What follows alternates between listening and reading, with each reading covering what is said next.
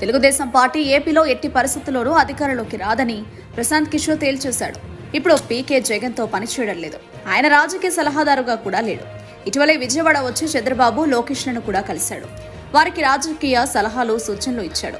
So పీకే ఇప్పుడు టీడీపీకి friend అయినా కూడా ఆ పార్టీ గెలవదు అన్నాడంటే నిజంగా ఇది టీడీపీ కొంప మునిగే అంచనానే.